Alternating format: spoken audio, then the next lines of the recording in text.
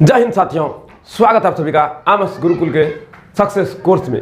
साथियों, आज हम लोग हिंदी वर्णिका चैप्टर 1 दही वाली मगम्मा को पूरी तरीके से कंप्लीट करेंगे, सीखेंगे और अच्छे तरीके से ऑब्जेक्टिव पर पकड़ बनाएंगे। तो चलिए साथियों, हिंदी जो वर्णिका चैप्टर है, वर्णिका का दही वाली मगम्मा चैप्टर है, इससे 2 नंबरिया क्वेश्चन तो पूछेगा ही, ऑब्जेक्टिव भी पूछेगा। तो चलिए एक एक करके सभी क्वेश्चन को एनालिसिस कर लेते हैं और फिर स्टार पॉइंट को, ऑब्जेक्टिव को देखते हैं। आप अपने से घर में बैठ के अगर आपका इच्छा हो तो एक बार बुक को पढ़ लीजिएगा। दही वाली मगम्मा कहानी के बारे में विस्तार से पढ़ लेने से क्या होगा, एक एक ऑब्जेक्टिव, एक एक सब्जेक्टिव वो आप फील कर पाइएगा, समझ पाइएगा। क्या ये हिंदी है, इसमें तो कोई कॉन्सेप्ट है नहीं, ज़्यादा कुछ समझाना होता है, बस इसमें अपडेट रहने की ज़रूरत है। अगर अपडेट रहिएगा तो इससे आपका ऑब्जेक्टिव, सब्जेक्टिव जो भी क्वेश्चन पूछा जाएगा वो बता पाइएगा। टोटल हिंदी में 29 चैप्टर है और इसको शॉर्ट में क्रैश कोर्स के माध्यम से जो लोग पढ़ाता है उसी में से हम सक्सेस कोर्स लाए हैं और सक्सेस कोर्स में हम हिंदी को भी अब डील करने जा रहे हैं। चलिए अब हिंदी के एक एक बिंदु पर बात करते हैं ताकि परीक्षा में उन तमाम ऑब्जेक्टिव को कवर कर सकें, जिससे हमारा रिजल्ट में भारी उछाल आए। सिर्फ गणित और विज्ञान के बल पे हम लोग रिजल्ट को नहीं सुधार सकते हैं। हिंदी भी इसमें एक बेहतर दबदबा रखता है क्योंकि हिंदी में भी 100 में 100 नंबर आता है और गणित में भी 100 में 100 नंबर आता है। इसीलिए चलिए कम मेहनत में ज़्यादा लाभ लेना है तो हिंदी पर विशेष पकड़ बनाते हैं। 29 चैप्टर को भी हम कवर करेंगे, साथ ही साथ ग्रामर पर्सन में भी जो संभव हो सकता है वहाँ तक हम पकड़ बनाने का प्रयास आप लोगों के साथ करेंगे। और संस्कृत भी बहुत जल्द आप सबों के साथ सिर्फ क्वेश्चन उत्तर स्टार पॉइंट के साथ आएगा ताकि हम क्वेश्चन उत्तर को ही फाइट कर पाएँ, ऑब्जेक्टिव पर पकड़ बना पाए। बुक पे यहाँ अभी किसी प्रकार का बात नहीं होगा। बुक के लिए आपको फाउंडेशन कोर्स पढ़ना होता है, अभी ये सक्सेस कोर्स है, इसमें टू द पॉइंट क्वेश्चन पे ही बात करेंगे। लेकिन हाँ, मेरा प्रयास रहेगा एक भी ऑब्जेक्टिव ना छूटे, उतना अधिक पढ़ाएंगे, ठीक है। क्या इसमें शॉर्टकट के रास्ते से हम लोग पास कर सकते हैं, टॉप नहीं कर सकते। टॉप करने के लिए कोई सजेशन का जरूरत नहीं होता है, टॉप करने के लिए कंटेंट का जरूरत होता है, हिम्मत का जरूरत होता है, हौसले का जरूरत होता है और सबसे ज़्यादा अगर किसी चीज़ का जरूरत होता है तो लगनशील होकर के, अभ्यासरत होकर के रेगुलर पढ़ाई करने का जरूरत होता है, रेगुलर मेहनत करने का जरूरत होता है। अगर आप रेगुलर अपने कंटेंट पे, अपने आप पे काम करते हैं तो माँ सरस्वती का आशीर्वाद आपको रिजल्ट दिलाएगा नहीं, ला करके दे देगा। तो चलिए साथियों, दही वाली मगम्मा पर बात करते हैं और सीखते हैं। सबसे पहला क्वेश्चन दही वाली मगम्मा में, दही वाली मगम्मा कहानी का कथावाचक कौन है? तो इनका परिचय दीजिए। दही वाली मगम्मा के कथावाचक श्रीनिवास हैं। दही वाली मगम्मा का कथावाचक श्रीनिवास जी हैं, जिनका पूरा नाम मास्ती वेंकटेश अयंगार है। इनका जन्म कर्नाटक प्रांत के कोलार नामक स्थान में हुआ था। 6 जून 1891 ईस्वी में हुआ था। श्रीनिवास कन्नड़ साहित्य के प्रतिष्ठित रचनाकारों में अन्यतम माने जाते थे। श्रीनिवास कन्नड़ साहित्य का जो है ना बहुत ज़्यादा ज्ञान था उसको, कन्नड़ साहित्य बहुत ज़्यादा लिखते थे, कन्नड़ साहित्य में वो अपना दबदबा रखता था। तो उन्होंने साहित्य की विभिन्न विधाओं, कविताओं, नाटक, आलोचना, जीवन चरित्र आदि में महत्वपूर्ण योगदान दिया है। बहुत सा कुछ लिखा है जिनमें से मुख्य रूप से जो है ना कविता, नाटक, आलोचना, जीवन चरित्र आदि ये सब जो लिखा है इनमें इसका योगदान है। प्रस्तुत कहानी, ये जो कहानी है दही वाली मगम्मा, प्रस्तुत कहानी दही वाली मगम्मा कन्नड़ कहानियाँ नेशनल बुक ट्रस्ट इंडिया से संभार लिया गया। मतलब नेशनल बुक ट्रस्ट इंडिया से संभार लिया गया, नेशनल बुक ट्रस्ट इंडिया से ये कहानी को लिया गया। श्रीनिवास जी को इनकी साहित्य सेवा के लिए साहित्य अकादमी ने इन्हें ज्ञानपीठ पुरस्कार से पुरस्कृत किया था। साहित्य अकादमी ने इसको ज्ञानपीठ पुरस्कार से पुरस्कृत किया था श्रीनिवास को। श्रीनिवास के बारे में आप जितना लिख सकते हैं उतना कम है, लेकिन फिर भी आप अपने शब्दों में, ज़रूरी नहीं है सेम टू सेम ऐसा ही लिखना है, अपने भाषा को अपने दिमाग से बना करके लिखिएगा। बस श्रीनिवास के बारे में जो परिचय है वो आपको अच्छे से अपने तरीके से देना है। ये एक डाटा है, इस डाटा के एक नमूना रखा जाता है। सेम टू सेम ऐसा लिखने का कोई ज़रूरत नहीं है। आप अपने भाषा को अपने अंदाज में लिखिए। कैसे कैसे लिखना है, पूरा चैप्टर पढ़ने के बाद श्रीनिवास के बारे में और सभी जानकारी आपको एकत्रित हो जाएगा, इकट्ठा हो जाएगा। फिर आप अपने शब्दों से और इससे बेहतर लिख सकते हैं। घबराने की कोई बात नहीं है, धीरे धीरे आपको समझ आने लगेगा। जो लिखे हैं वो जरूरी नहीं है सेम टू सेम उससे लिखना है, अपना भाषा अपने तरीके से बदल के लिखना है। मगम्मा का अपनी बहू के साथ किस बात को लेकर विवाद था? अगर आप कहानी पढ़ते हैं तो आपको ये सब जो क्वेश्चन है अपने से ही निकल जाएगा। लेकिन अगर जहाँ आप घबराइए नहीं भी पढ़े हैं तो भी आपको समझ में आएगा, लेकिन समझ में जरूर आएगा। मगम्मा का अपने बहू के साथ, मगम्मा का जो बहू थी उसके साथ उनका किस बात को लेकर विवाद था, इस बात को समझना। मगम्मा का अपने बहू के साथ पोते को लेकर विवाद था। मगम्मा के बेटे को भी उसकी बहू अपने बस में रखना चाहती थी, इसलिए दोनों में हमेशा विवाद रहता था।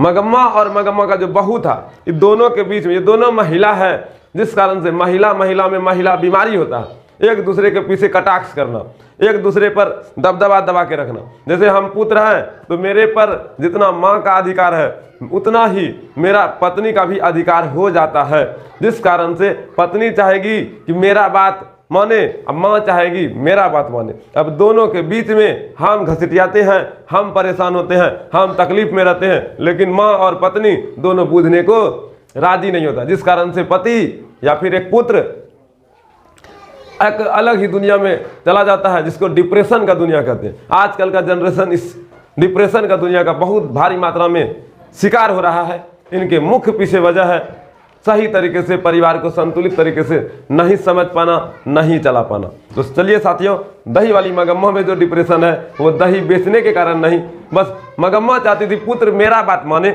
लेकिन पत्नी उस पर कब्जा जमा के रखा था। इस बात से दही वाली मगम्मा में जो मगम्मा है उनको बुरा लगता था, और साथ ही साथ अब पोता के साथ भी वही काम कर रहा था। पोतवों को जो है ना अपने पास ही रखने लगी थी बहू, जिस कारण से उससे विवाद हो गया था, और यही विवाद कहानी का एक रूप लेके आ गया है। चलिए आगे बढ़ते हैं। रंगपा कौन था और वह मगम्मा से क्या चाहता था? तो रंगपा गांव का एक जुआरी था, नशेरी था, भंगेरी था, गंजेरी था, मतलब अयासी करने वाला एक लड़का था। बहुत ही खराब लड़का था, अच्छा लड़का नहीं था। और आजकल ये इस लड़का का जो गुण है, लगभग आप चौराहे पे जाइएगा तो ना तो राम मिलेगा ना तो कंस मिलेगा, यहाँ पर सिर्फ और सिर्फ रावण मिलेगा। कारण कंस भी मिलेगा जी, कंस गलती हो गया, कंसो मिलेगा, राम नहीं मिलेगा। क्या चौराहे पर बहुत ज़्यादा मात्रा में एक ही मन में मस्तिष्क में बात बैठा के रखता है कि राम का गुण तो मेरे में नहीं होना चाहिए। राम बन पाना आज के दुनिया में वो संभव जैसा प्रतीत होता है, लेकिन कोई बने उसमें कोई आपत्ति नहीं है, लेकिन रावण भी बन पाना वो संभव है। लेकिन रावण जैसे मान लीजिए, मजाक के भाषा में, रावण का ध्यान तो एक माँ सीते पर थी, लेकिन अभी का जो युवा है उसका ध्यान तो बहुत सारे सीते पर है। रावण को 10 मुंडा था लेकिन एक ही माँ सीते पर ध्यान दिया था, लेकिन अभी का इंसान को 1 मुंडा है और 10-10 लड़की पे ध्यान दे रहा है। ये मजाक वाली बात है, इस बात को आप दिल पे नहीं लीजिएगा, लेकिन ऐसा आजकल का जनरेशन में है। ठीक है, बस हम आपको बस ये बताना चाह रहे हैं, आजकल का युवा भी रंगपा के तरह ही है।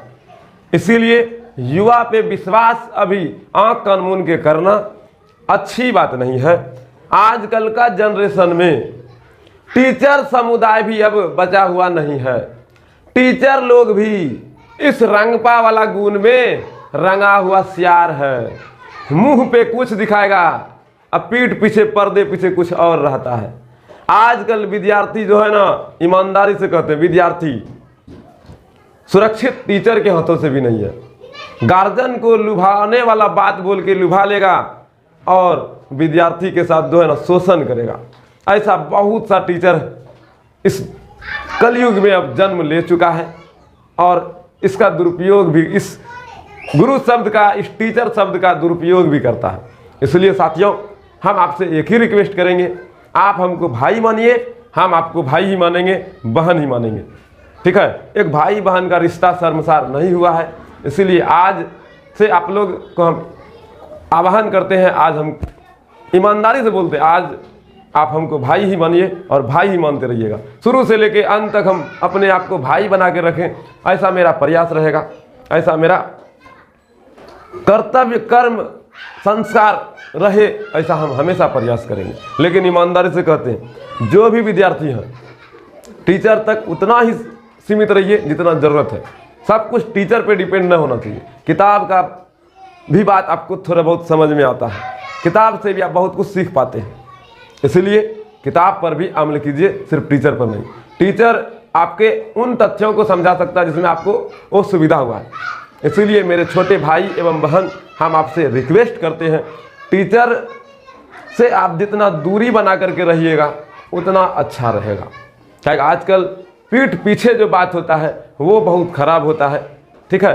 और टीचर बहुत ही ज़्यादा सोच समझ के साजिश रच के इस तरह से खेलेगा, आपको लगेगा बहुत कुछ होने के बावजूद भी टीचर साफ सुथरे तरीके से बाहर निकल गया।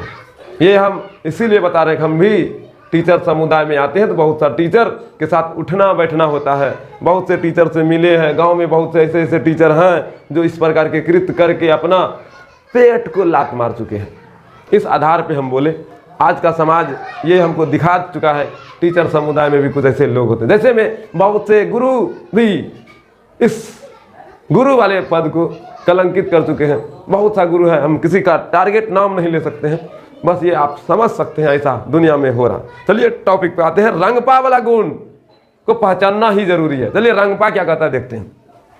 रंगपा कौन था, वह मगम्मा से क्या चाहता था।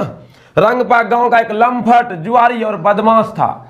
वह मगम्मा के घर की सारी बात, बहू से झगड़ा इत्यादि जानता था। मगम्मा का जो घर का मैटर था, रंगपा इस बात को भली भांति जानता था, इत्यादि जानता था। वह मगम्मा को अकेली जान उससे बार बार धन उधार मांगता था। वह मगम्मा का हाथ पकड़कर बदतमीजी करता था।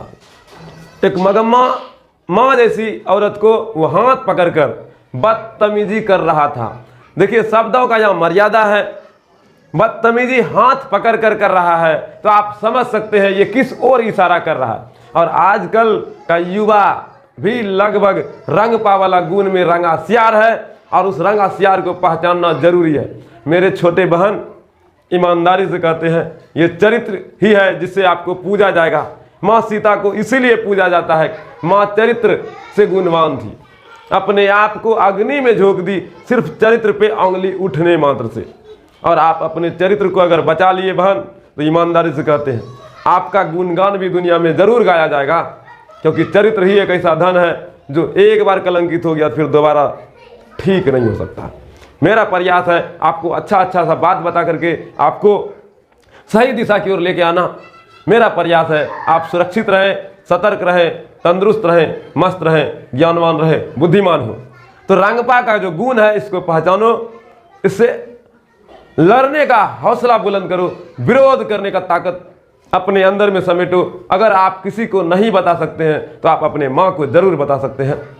आप अपने माँ को प्यार से बताने का प्रयास कीजिए। अगर कुछ भी असुविधा है तो माँ आपको हमेशा हिम्मत देगी, ठीक है। तो जो भी विद्यार्थी लोग के साथ असुविधा होता है लेकिन छुपा लेता है, नहीं बता पाता है, डर के कारण या फिर कोई और वजह हो, मजबूरी हो, लेकिन प्रयास यही है। लेकिन रंगपा को पहचानना जरूरी है। ये मैटर इसीलिए हम इस बात पे रखें कि आज का समाज इस ओर है और अगर जब आप लोग इसमें आते हैं तो आप अपने आप को बचा सकते हैं। आप अपने भाई से, आप अपने माँ से, आप अपने मित्र से, उनसे ज़रूर बात कीजिएगा जो आपका हमेशा अच्छा और भला सोचता है। नहीं तो भला और अच्छा सोचने वाला का भी आज बहुत कमी है। इसीलिए खास करके माँ से ज़रूर बात कीजिए। जो भी बहन को ऐसा लगता है कि मेरे साथ ऐसा होता है या फिर भाई के साथ भी ऐसा होता है, तो ऐसा आप अपने माँ पिताजी से बात कर सकते हैं, अपने उन मित्रों से बात कर सकते हैं जो आपको अपना मानता है, आपके साथ हमेशा खड़ा रहता है। अगर आपको कोई दुख हो, कोई भी कष्ट हो तो हमेशा आगे में खड़ा रह के आपका हिम्मत बनता है। तो चलिए साथियों, रंगपा तो जुआरी था, गंजेरी था, भंगेरी था, नशेरी था। और बदतमीजी का अर्थ है मगम्मा से वह बदतमीजी कर रहा था हाथ पकड़कर। मर्यादा का यह सीमा है, इससे आगे हम नहीं जा सकते हैं। चलिए आगे बढ़ते हैं।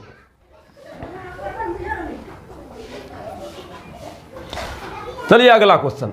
मगम्मा ने अपना धर्म नहीं छोड़ा। कैसे? देखिए, धर्म नहीं छोड़ा इस शब्द से ही तो बोल रहे हैं। चरित्रहीन व्यक्ति का कभी भी किधरो सम्मान नहीं होता है, अपना धर्म नहीं छोड़ा। झांसी की रानी खूब लड़ी मर्दानी, वह तो झांसी वाली रानी थी लक्ष्मीबाई। जब उसने अंग्रेजों का सत्यानाश तक किया, अंग्रेजों को लोहा बनवाया, अंग्रेजों के साथ जबरदस्त लड़ा, जब वो शरीर से थक चुकी थी, हार चुकी थी, ठीक है, तो जब देखा वह अंग्रेज लोग हमारा शरीर का जो है ना भक्षण करने वाला है, शरीर का दुरुपयोग करने वाला है, तो वो खुद से खुद को ही काट ली थी। वो चरित्रहीन बनना नहीं चाहती थी, खुद से खुद को मार देना बहुत बड़ी बात होती है, लेकिन वो चरित्र पे दाग नहीं लगने दी। वही बात ये मगम्मा भी बोल रही है, अपना धर्म नहीं छोड़ा, रंगपा जितना भी दिमाग लगा लिया नहीं, तो फिर सास बहू सब मिल के अपने आप को परिवार में संतुलित किया। नहीं बोलता है घर फूटे गवार लूटे, यही वाला कहानी हो रहा था, लेकिन घर में संतुलित व्यवस्था बना करके फिर शांति स्थापित किया गया। इसीलिए अपना चरित्र सर्वोपरि धन होता है, अपने धन पर हमेशा पकड़ बना के रखना चाहिए, चाहे हम रहे या कोई रहे, हमेशा मजबूती से खड़ा रहने के लिए चरित्र पर बहुत ही अधिक मात्रा में गुण भरना चाहिए, अच्छा व्यवहार रखना चाहिए, अच्छा विचार रखना चाहिए, अच्छी सोच रखना चाहिए, अच्छा उद्देश्य होना चाहिए। तो चलिए अब देखते हैं मगम्मा ने अपना धर्म किस प्रकार से नहीं छोड़ा। मगम्मा के गांव में रंगपा नाम का एक व्यक्ति था जो शौकीन तबीयत का जुआरी था, शौकीन तबीयत का जुआरी था, रंगपा नाम का शौकीन तबीयत का जुआरी था। इस शब्द बहुत दूर तक लेकर चलता है, ये शब्द आप शब्दों के आबो हवा को बस समझने का प्रयास कीजिए, बस सीधा सीधा शब्दों में कहते हैं। ये जो रंगपा था ये महिला का पुजारी था, ठीक है, महिला का पुजारी था, महिला के साथ गलत हरकतें करना चाहता था, महिला इसका एक कमजोरी था। तो चलिए समझते हैं। जुआरी था, वह जानता था कि मगम्मा अपने बहू से अलग रहती है, और जब कोई अलग रहता है, जब किसी को कोई कुछ बात नहीं बता पाता है, तभी एक भेड़िया, एक रंगा सियार उसका लाभ लेता है, उसका फायदा उठाता है, उसका शोषण करता है। लेकिन रंगपा नाम का जुआरी, माँ जैसी देवी जो है मगम्मा इसका लाभ उठा ले, ऐसा ये नहीं थी। ये अपने आप को, धर्म को जो है ना संकट में नहीं डाली और अपने आप का धर्म को बचाने का प्रयास की, अपने परिवार के साथ मिल के जो है ना फिर मजबूती से खड़ा हुई।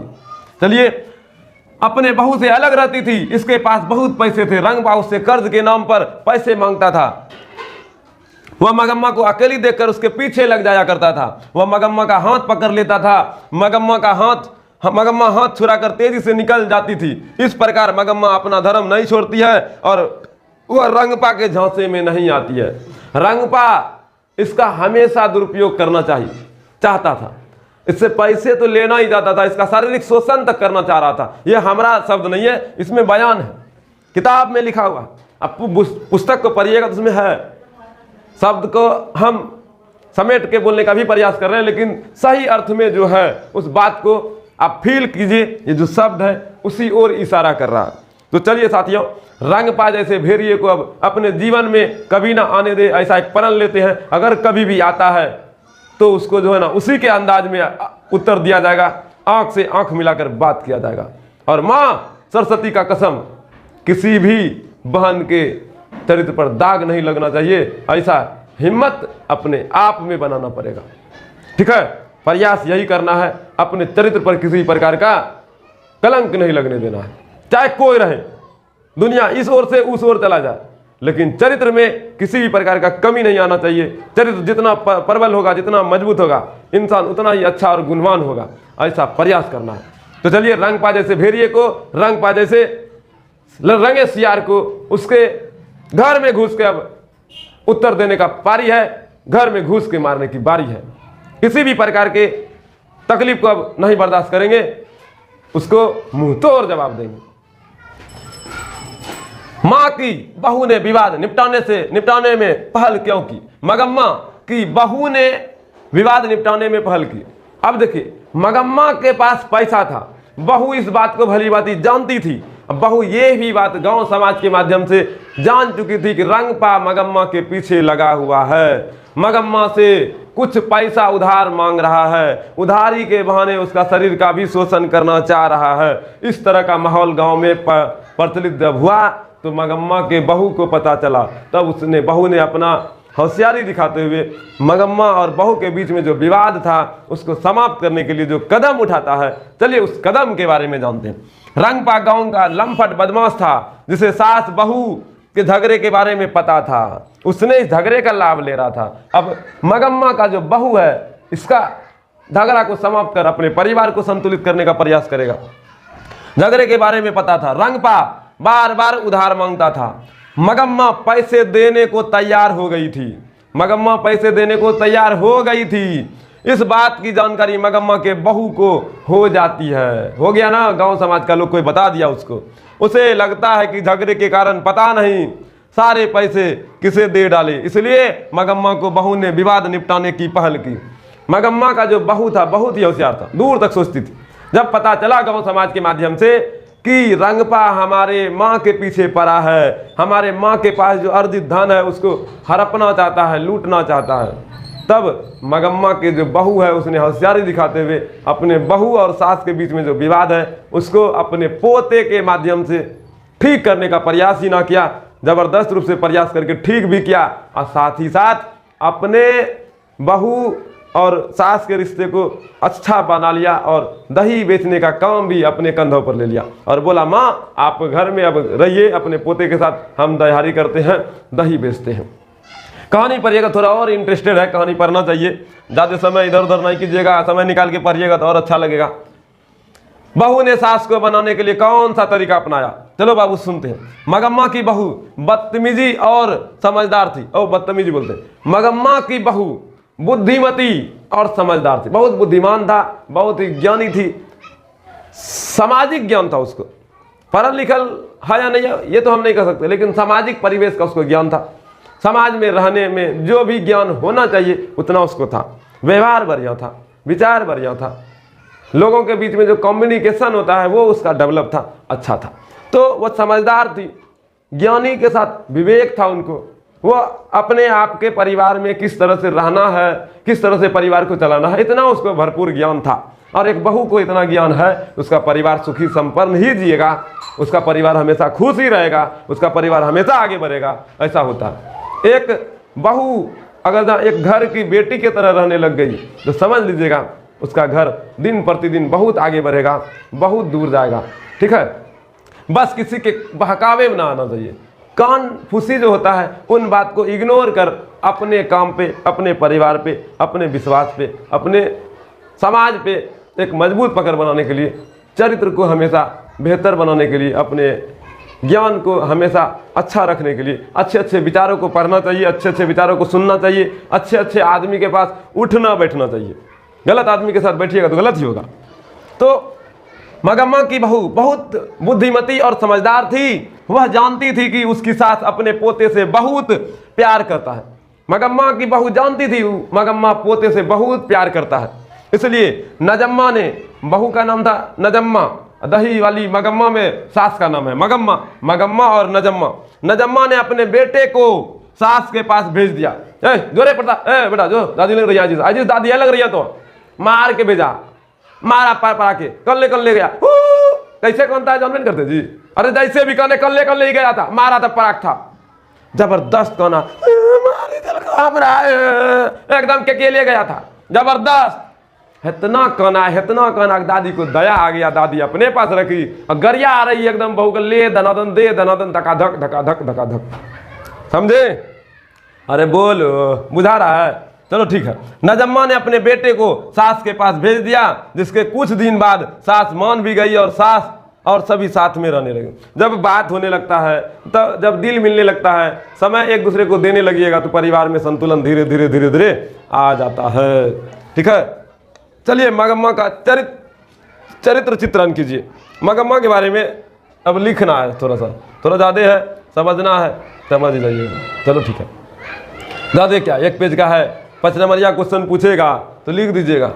मगम्मा का चरित्र चित्रण कीजिए। मगम्मा एक विधवा औरत थी, यहाँ और में तो लगेगा तो लिख लीजिएगा। मगम्मा एक विधवा औरत थी जो अपने पेट पालने के लिए, अपना परिवार का भरण पोषण करने के लिए बेंगलुरु शहर में दही बेचा करती थी, दही बेचती थी। मगम्मा के साथ एक छोटा बेटा, एक बहू और एक पोता भी था। मगम्मा के पास एक बेटा, एक बहू और एक पोता भी था। मगम्मा की अपनी बहू नजम्मा के साथ अच्छे संबंध नहीं थे। मगम्मा का बहू के साथ अच्छा संबंध नहीं था। आजकल के ज़माने में सास बहू का रिश्ता में लगभग का संबंध अच्छा नहीं है, लेकिन एक बहू का भी कर्तव्य बनता है।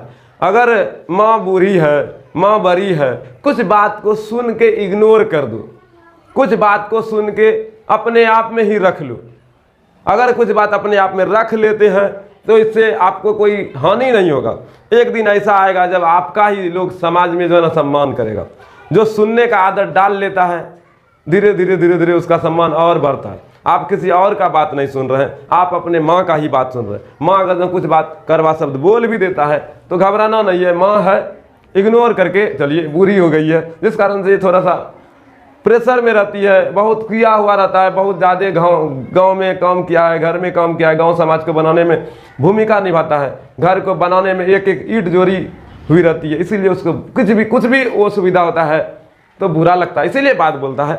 वो दिल से आपको बहुत प्यार करेगा, ना कि आपका वो नुकसान चाहेगा। बस वो घर परिवार का सदस्य है, बहुत काम किया हुआ रहता है, बहुत परिवार को बनाने में मेहनत की हुई रहती है, इसीलिए थोड़ा बहुत बोल देती है। इस बात को फील कर अपने माँ के बात को थोड़ा दिल पे नहीं लेकर के इग्नोर कीजिए। धीरे धीरे रिश्ता और अच्छा बनते जाता है। और सेवा करते रहिए। सेवा एक ऐसा माध्यम है जो कई अहंकारी लोग का भी घमंड को तोड़ चुका होता है। तो इस बात को आप समझ सकते हैं। खैर, हम तो अभी विद्यार्थी लाइन में हैं, आप भी विद्यार्थी लाइन में, दोनों को सीखने समझने का बात है। जब जीवन में कुछ करेंगे, देखेंगे, इस तरह का परिस्थिति को झेलेंगे, तब कुछ और अच्छे तरीके से समझ में आएगा। तो चलिए आगे बढ़ते हैं। इसी तरह से समाज में धीरे धीरे बात समझ में आता है, सीखते चलते हैं, आगे बढ़ते चलते हैं।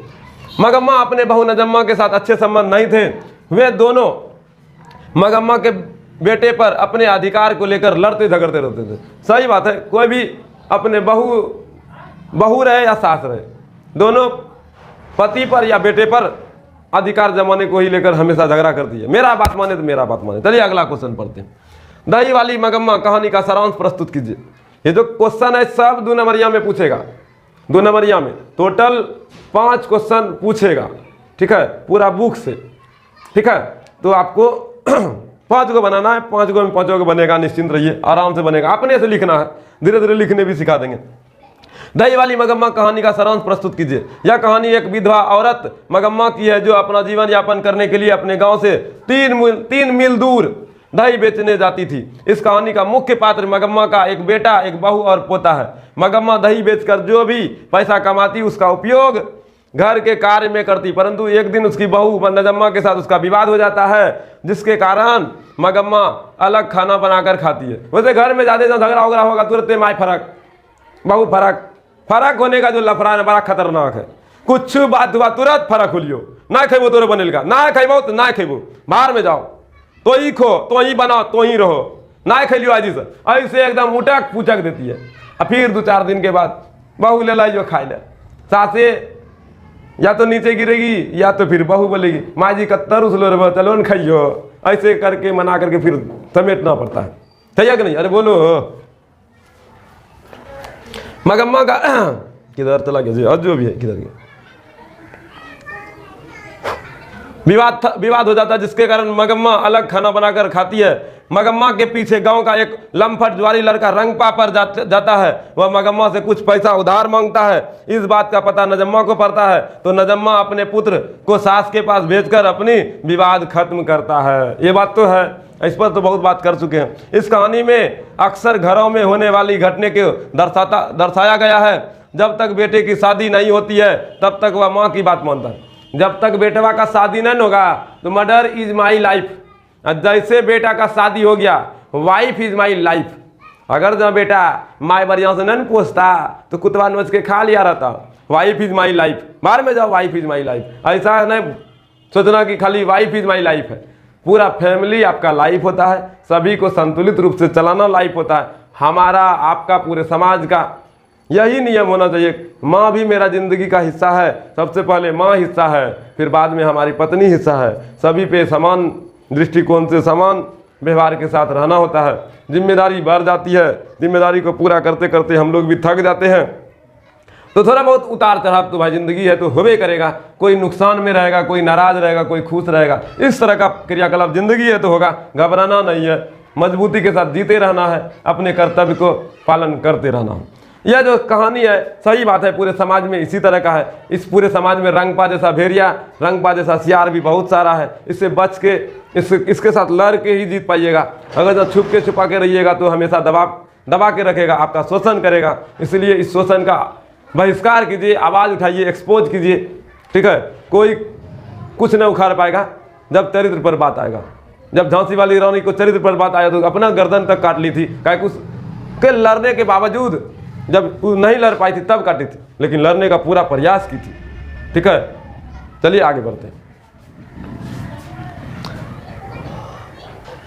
अक्सर घरों में होने वाली घटने को दर्शाया गया है। जब तक बहू की शादी नहीं होती है तब तक वह माँ की बात मानता है, लेकिन शादी हो जाने के बाद बेटे पर बहू का कब्जा हो जाता है। चलिए अब एक एक स्टार को पढ़ते हैं। दही वाली मगम्मा कहानी के कहानीकारक श्रीनिवास है। यहाँ से इंपॉर्टेंट बात है, यहाँ से आपको स्टार पॉइंट याद रखना है, और ये स्टार पॉइंट आपको बहुत ही बढ़िया रिजल्ट देने में मजबूती प्रदान करेगा। इससे ऑब्जेक्टिव ज़बरदस्त बनेगा। दही वाली मगम्मा कहानी के कहानीकारक श्रीनिवास हैं। दही वाली मगम्मा कहानी का मुख्य पात्र मगम्मा है। दही वाली मगम्मा कहानी के कथावाचक बेंगलुरु से हैं। दही वाली मगम्मा का जो कथावाचक है बेंगलुरु से है। दही वाली मगम्मा की कहानी बहुओं को संदेश देती है। दही वाली जो कहानी है ये बहुओं को संदेश दे रही है। दही वाली मगम्मा के गांव का नाम वैकुंठपुर था। मगम्मा पान सुपारी खाती थी। मगम्मा क्या खाती थी? पान सुपारी। मगम्मा के गांव का नाम क्या था? वैकुंठपुर था, ठीक है। मगम्मा मखमल के कपड़ों की ब्लाउज पहनना चाहती थी। मगम्मा मखमल के कपड़ों की ब्लाउज पहनना चाहती थी। एगो माँ के यहाँ जाया करती थी। उस कहानी में अगर जब पढ़िएगा तो उस माँ का भी जिक्र है, जिसके यहाँ दही जाके बेचती थी, जिसके यहाँ पान सुपारी खाती थी, वही ब्लाउज मखमल का पहनती थी, उसीलिए ये भी पहनना चाहती थी मखमल का ब्लाउज। रंगपा एक जुआरी था जो मगम्मा से रास्ते में अमराई के कुआं के पास मिला करता था। किस कुआं के पास मिला करता था? अमराई के कुआं के पास।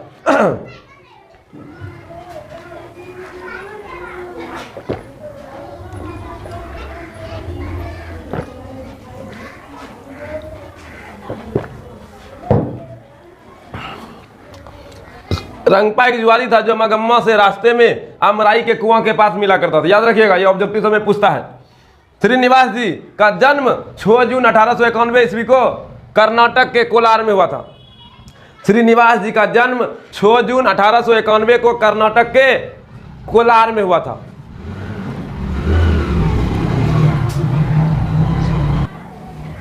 श्रीनिवास जी का जन्म 6 जून 1891 को कर्नाटक के कोलार में हुआ था। इस कहानी में मगरमच्छ की उपमा बहू को दिया गया। इस कहानी में मगरमच्छ की उपमा मतलब बहू को मगरमच्छ का उपाधि तक दे दिया गया।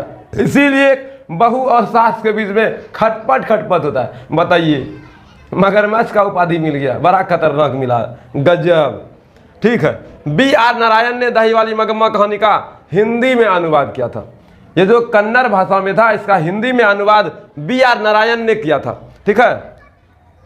यह कहानी कन्नड़ भाषा में अनुदित है। यह कहानी कन्नड़ भाषा में, इसको हिंदी में अनुवाद B.R. नारायण ने किया था कि सब लोग समझ पाए क्या है नहीं है। घर वाले के रहते एक अच्छी साड़ी नसीब नहीं हुई, यह वाक्य मगम्मा ने कहा था। जब घर वाला था तो उसको एक अच्छा साड़ी तक नसीब नहीं हुआ था। यह शब्द अपने मुंह से मगम्मा ने झगड़े में बोला होगा। उठक पैच होता ना, उठका पैची होने लगता है। ये न पिनलिया, ऊ न पिनलिया, तो है कर लो, हाउ कर लो, ले धनिया, ले पुदीना, ऐसे औसे सब चलबे नहीं करता झगड़ा में। के काकू, ये सब के काकू में ये वाला के का उला बात हुआ होगा। दही वाली मगम्मा जो है घर वाले के रहते हुए अच्छी साड़ी नसीब नहीं हुई, यह बात बोलकर झगड़ा की होगी।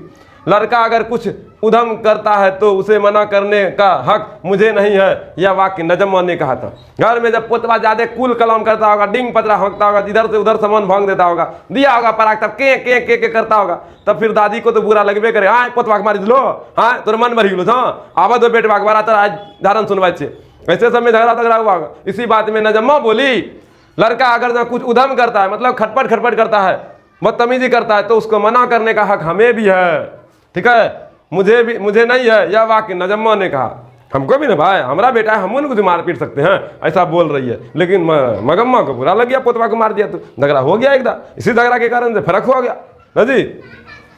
क्यों रे राक्षसी, इस छोटे से बच्चे को क्यों पीट रही है? पीटा ना, यह वाक्य मगम्मा ने कहा, यही तो हुआ झगड़ा का शुरुआत। ए राक्षसी, राक्षस है, राक्षसी है, फिर भी बोला जाता है, गांव घर है, सब चलता है, वो सब उटक पुचक देता है तो तनीटा उटक पुचक रहा है। किताब का मर्यादा है, मर्यादा से बाहर जाएगा तो कतक गाली बक दिया होगा, एकदम बढ़िया से ना के एकदम खोसा होगा, या फट फट मारता होगा गाड़ी।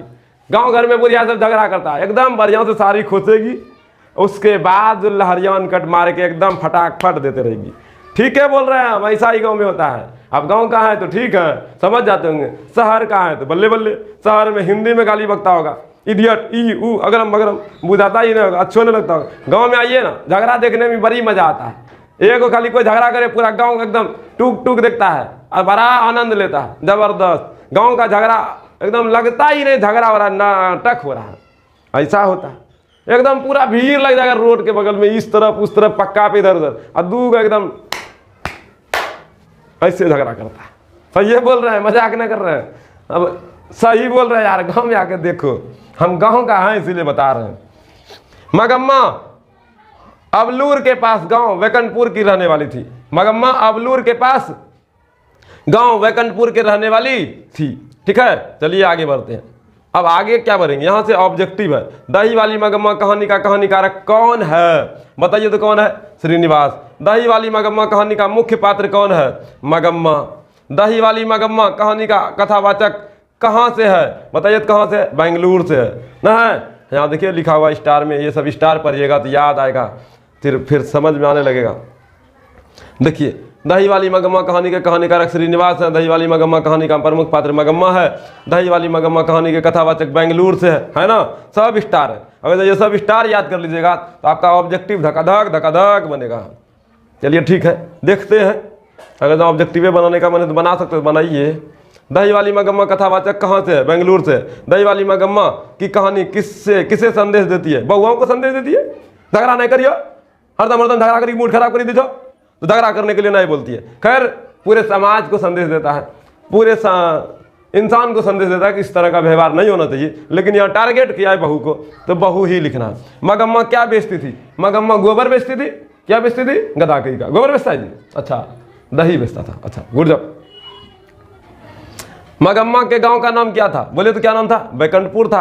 क्या नाम था? बैकुंठपुर। अबलूर के पास की गांव बैकुंठपुर। मगम्मा क्या खाती थी? भात दाल सब्जी ना, ये सब बे खाता है। मगम्मा स्पेशल चीज कुछ खाता था। बोलो कौन चीज? अरे बोलो यार, लौंगिया का रस। भाग गधा कहीं का, पूरे गधे क्या जी? लौंगिया का रस खाता है, पीता है? ना, ये सब नहीं खाता था। पान सुपारी खाता था। अच्छा, ये बोल रहे हैं, बढ़िया है, गुड जॉब। करना जब पान सुपारी है जहाँ से। मगम्मा ने बेटे से अलग होने को मगम्मा ने बेटे से अलग होने को कहा आज डैश से। किससे कहा? दोपहर में बोला, शाम में बोला, रात में बोला या सुबह में बोला? बताइए कब बोला? अरे बोलो यार, नहीं बोलेगा? अरे बोलो। हाँ बोले। आप लोग इस क्वेश्चन का उत्तर लिख के भेज दीजिएगा, ठीक है? समझे कि ना? कहानी पढ़िएगा और बोल दीजिएगा। मगम्मा किस कपड़े की ब्लाउज पहनना चाहती थी? मगम्मा किस कपड़ा का? जूट वाला बोरा का ब्लाउज पहनना चाहती थी ना, जूट वाला बोरा ना, जो धनी बोरा का वो ना, तब मखमल का ब्लाउज का, मखमल का ब्लाउज। रंगपा कहाँ का रहने वाला था? सोलारपुर का, खिरीदपुर का, रामपुर का या बैकुंठपुर का? उसी के गांव का था। मगम्मा का गांव का नाम बैकुंठपुर था तो बैकुंठपुर ही होगा। रंगपा मगम्मा से कहाँ मिलता था? अमराई के कुआं के पास। कुआं के पास, अमराई का कुआं नाम है लेकिन कुएं के पास दिया है, कुआं के पास मिलता था। रंगपा कौन था? व्यापारी था, जुआरी था, वकील था, किसान था? ये सारा खतरा बच्चा था, बदतमीज लड़का था, जो इसको उपाधि दो। लेकिन व्यापारी तो नहीं था, वकील भी नहीं था, किसान भी नहीं था, जुआरी जरूर था। लेखक ने कहानी में मगरमच्छ की उपमा किसको दिया था? मगरमच्छ की उपमा जो है ना, पुत्र को दिया था। किसको? पुत्र को। देना चाहिए था लेकिन पुत्र को। सोच रहा माई को नहीं मानता है, गधा कहीं का। माई को मानो, खाली बहू को मानता है। वाइफ इज माई लाइफ, गधा कहीं का। बाप बोरे में जाएगा, वाइफ इज माई लाइफ बोलते रहता है। पूरा परिवार इज माई लाइफ, ठीक है? वाइफ इज माई लाइफ ना, फैमिली इज माई लाइफ, बुझे लो? ऐसे न होती है तो मगरमच्छ उपमा देर बातें न होती। लेकिन ना, खाली बहू को मानता है, इसलिए ले बहू के लिए बोरा में, इसलिए बहू को मगरमच्छ का उपमा दिया था। कहाँ से बहू? यहाँ से। मगम्मा अपना पैसा कहाँ रखना चाहती थी? बेटे के पास, माँ जी के पास, थानेदार के पास? माँ जी के पास रखना चाहती थी। माँ जी था जिसके यहाँ बैठा करती थी के मगम्मा जरा यहाँ बैठी 5 सुपारी खा ले। ओकरे बोले माँ जी मेरे पास पैसा है, रख लीजिए, मेरे पीछे रंगपा नाम का लड़का फंस गया, मेरा पैसा लेना चाहता है, हड़पना चाहता। तो माँ जी बोली थी हम अपना पति से पूछ के बताएंगे। ठीक है, पूछते रह गई, तब तक इधर सास बहू मिल गया, पैसा अपना घर में रखा। श्रीनिवास जी का जन्म कब हुआ था? 6 जून 1815। 6 का 9 गलती बोलिए तो गलती नहीं होता है। 1891 ए नंबर। ठीक है। मगम्मा से कौन कर्ज मांग रहा था? रंगपा मांग रहा था कि जुआरी मांग रहा था? जुआरी मांग रहा था, उसका नाम रंगपा था, रंगासियार। करना जो देवा रंगपा। मगम्मा के बहू का क्या नाम था? मगम्मा के बहू का नाम था मगरमच्छ। अरे उपमा दिया था बहू को, मगम्मा का बहू का न सब बे बहू को, तो बहू जो भी बनेगा सबको मगरमच्छ बोलना पड़ेगा ना, ऐसा नहीं करना, बोलना नहीं पड़ेगा। पुक में लिखा नजम्मा नाम था। सास बहू में झगड़ा क्यों हुआ? उत्तरी झगड़ा क्या होता है? ऐसे होता है, फुस फुस बात पे झगड़ा होता है, फर्क हो जाता है। तो देखो क्या हुआ, बच्चे को पीटने को लेकर, खाना बनाने को लेकर, गहने के लिए, दही बेचने के लिए। लेकिन ईमानदारी से बोलिए घर में देखिए सबसे ज्यादा जो झगड़ा होता है खाना बनाने के लिए करो तुम। पीटने टीटने के फिर हम नहीं होगा, खाने बनाने के चक्कर में झगड़ा होता है। एक दिन देखिएगा माँ का अवदावादी बेटी करती है, बहन कर देती है, हम गजबे एक्सपेरिमेंट करने लगते हैं। क्या जी इधर देखो, खाना बनाने के लिए होता कि नहीं अवदावादी की दीदी गलत बन है, अवदावादी नहीं करे जाए आए मैं सुतबो गए हमरा सुता दे, हम 2 दिन सुत लो न छो, आई सुतने के फिर हमें 8 बजा देगा, तो खाना कौन बनाएगा आके? बहू है। तो भाई यही सब के चक्कर में झगड़ा होता है। लेकिन यहाँ पर खाना बनाने को लेकर ना हुआ है, यहाँ पर बच्चे को पीटने को लेकर हुआ है। B.R. नारायण ने किस कहानी का अनुवाद किया था? उत्तरी को। दही वाली मगम्मे का नहीं किया था जी, कहानी दही वाली मगम्मा है तो दही वाली मगम्मा का ही किया था। उस घर में अब सास और बहू में स्वतंत्रता की होड़ लगी है।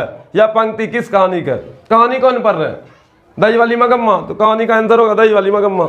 दही वाली मगम्मा कहानी किस भाषा में अनुदित है? कन्नड़ भाषा में अनुदित है।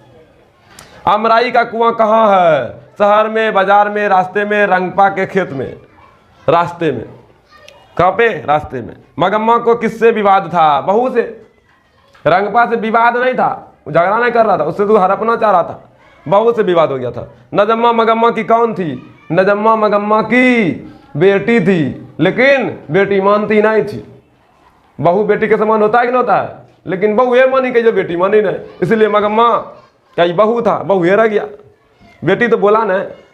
लेकिन बेटी अगर जब मानती मगम्मा तो झगड़ा ना होता, लेकिन बेटी मानेगी तब नहीं, इसीलिए झगड़ा हो गया। हाँ याद रखना, नजम्मा मगम्मा का बहू थी, बेटी समान होना चाहिए लेकिन नहीं थी। क्यों रे राक्षसी इस छोटे से बच्चे को क्यों पीट रही है? किसने बोला है? के बोलो ले? सासुमाई बोलो ले, सासु वरना मगम्मा चले।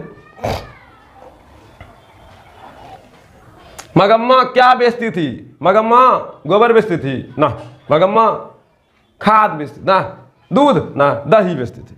मगम्मा कहाँ की रहने वाली थी? मगम्मा बोलो कहाँ की रहने वाली थी? अबलूर के पास किसी गांव की। ठीक है, अबलूर के पास किसी गांव की। मगम्मा किस भाषा की कहानी है? कन्नड़ भाषा की कहानी है। मगम्मा मिठाई किसके लिए ले जा रही थी? पोतवे के लिए ले जाएगा जी, बहू को देगा मिठाई, पोता के लिए ले जा रही होगी। अरे पोता के लिए, पोती है यहाँ पोता है। दही वाली मगम्मा शीर्षक पाठ में बहू ने सास से समझौता क्यों कर लिया? डर से, प्रेम से, मजबूरी में, शौक से। डर से, डर कति का? रंगपा पैसा हड़प लेगा और सासुओं को लेकर फिरार हो जाएगा। हाँ बोलेगा गाँव में अरे फल्ला सास भाग लो। खैर इस प्रकार की मगम्मा नहीं थी, वह अपने चरित्र पर उंगली न उठने देना चाहती थी, इसीलिए जबरदस्त प्रहार की थी।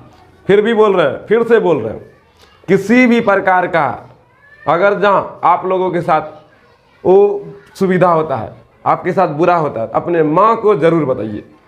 माँ सबसे बड़ा योद्धा होता है, इसीलिए जो भी बहन के साथ, जो भी भाई के साथ वो सुविधा है, अगर जो शोषण हो रहा है और आप उसमें भी शामिल हैं और अपने आप को बर्बाद कर रहे हैं, ये गलत बात है। इसका पुरजोर विरोध कीजिए, अपने माँ से जरूर बात कीजिए। ठीक है, हम बस यही आशीर्वाद देंगे कि आप अपने हिम्मत को बढ़ा करके अपने माँ से बात कर सकते हैं तो जरूर कीजिए।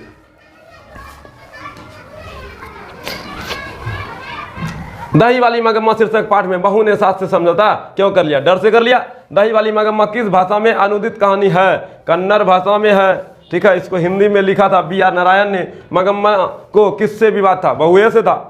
बहुए से झगड़ा किया। अमराई का कुआं कहाँ है? रास्ते में है। नजम्मा मगम्मा की कौन थी? बहू थी।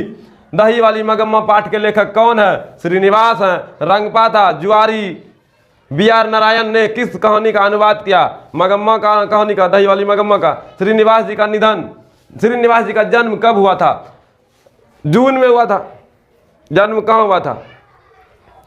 कहाँ हुआ था जी? मयूर, कोलार कर्नाटक। कोलार कर्नाटक में हुआ था। लड़का अगर कुछ उपमा उधम करता है तो उसे मना करने का हक मुझे नहीं है, या किसने कहा था? नजम्मा ने कहा था, बहू ने कहा था, बहू ने कहा था, अपना सास को कहा था। सास से झगड़ा हुआ था तब कहा था। घर वाले के रहते एक अच्छी सारी नसीब नहीं हुई। अरे सब उठका पुचका ले झगड़ा में क्या बोले होती? बात बताई तो ही नजम्मा का मैन बोले होते। क्या बोले? राक्षसी इस छोटे से बच्चे को क्यों पीट रही है? किसने कहा? क्या बोले? बताओ तो।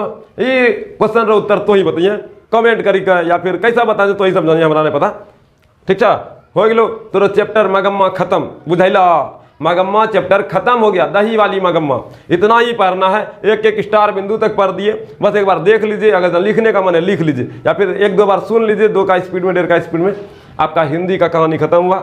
ये ऑब्जेक्टिव का आंसर था, नीचे में धरा हुआ है। अगर आपको किधर डाउट होगा तो यहाँ से ऑब्जेक्टिव उठा सकते हैं, उठा लीजिएगा। ठीक है, ऑब्जेक्टिव का आंसर है। तो आज पूरा मगम्मा चैप्टर समाप्त हो गया। पूरा मगम्मा चैप्टर को देखने, समझने, सीखने, और इसमें कुछ कुछ बातें ऐसा भी बोले जो हार्ड वर्ड है, कड़वा शब्द है। इससे अगर आपको बुरा लगा है तो इसके लिए हमें खैद है। दिल की हार्दिक गहराई से हम आपसे क्षमा प्रार्थी हैं।